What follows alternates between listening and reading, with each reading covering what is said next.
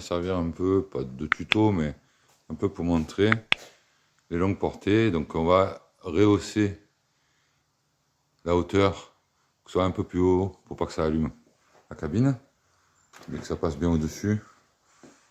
Ici, nous avons les deux relais noirs que j'ai mis, qui vont justement permettre d'alimenter ces longues portées.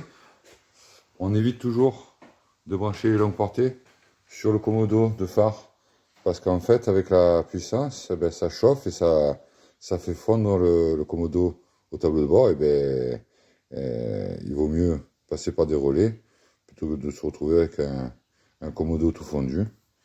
Voilà.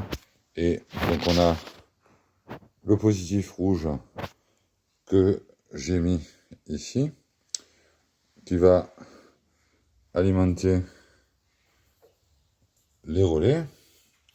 Alors, alimenter, c'est le relais en fait qui va servir d'interrupteur. Du rouge, ça va passer au noir et c'est commandé par les fils jaunes qui vont donc à l'interrupteur et avec un plus comment dire des lumières du commodo justement. Là on a le fil bleu, c'est la masse, voilà les deux relais, et donc le fil noir lui il part jusqu'au feu, donc les longues portées, le fil jaune à l'interrupteur, et on passe à l'intérieur du Dodge avec la petite commande ici. Là on a les lumières, donc je me suis branché le petit interrupteur sur la commande protégée par un fusible 2 ampères, donc qui est pris sur l'alimentation des feux de position et feux de croisement. Voilà, après on n'a plus qu'à allumer, éteindre. Et ça s'est pris et ça communique en fait avec le fil jaune qui va commander les relais. Voilà. Après, par-dessous, donc là on le voit pas. Je vais passer par-dessous, comme ça permettra de voir un peu. Là, on a tiré le câble noir qui est protégé par la gaine qui est là. Le fil bleu, c'est la masse que j'ai fait reprendre sur le châssis. Donc j'ai préféré mettre sur le châssis de la cabine plutôt que de la benne pour avoir une meilleure masse. Là, il me reste encore à faire la protection de la soudure de l'alimentation des feux.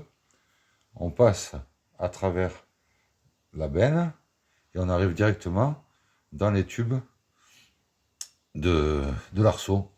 Hop. Donc, pour faire la continuité, on arrive en fait à l'intérieur du tube. On l'a passé auparavant avec Lionel jusqu'en haut. Donc voilà, le fil bleu, c'est la masse qu'on a sur la cabine. Et le fil noir, c'est celui qui alimente les 4 longues portées. Donc là, il reste encore à faire propre, à finoler, et puis on va remonter cet équerre pour être un peu plus haut sur la cabine. Et donc, on va faire un petit essai.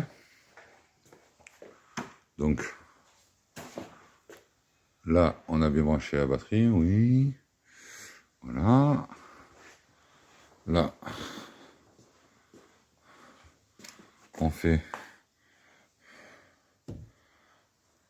la commande des feux. Et là, hop, on entend claquer. Et on a les 4 qui fonctionne, protégé par un relais. Donc du coup, on n'abîme pas quoi que ce soit. Voilà. Hop. On entend même les relais claquer. Hein. Bon, alors là, on a notre alternateur qui est arrivé, mais qu'il va falloir adapter parce que du coup, celle qu'on avait comme courroie, elle était trop large. À la place de la 7 PK, il faut qu'on mette une 6 PK pour venir s'aligner, se centrer par rapport à la grosse poulie du ventilo.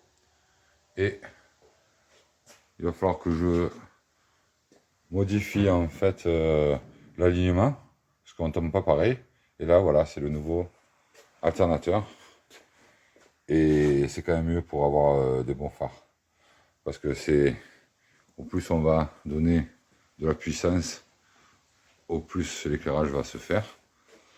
Voilà, donc c'est après à peu près tout comme ça, hein, tous les mêmes systèmes. Donc alimentation du positif qui va au relais. Le relais, à l'aide de l'interrupteur du tableau de bord, on fait contact du plus batterie jusqu'au plus qui va aux longues portées.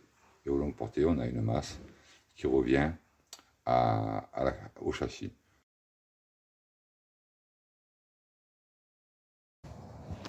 Ça y est, la 911 va partir en cabine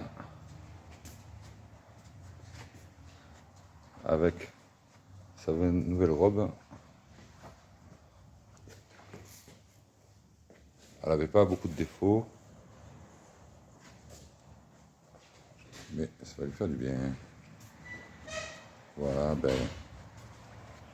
la prochaine, c'est dans la cabine.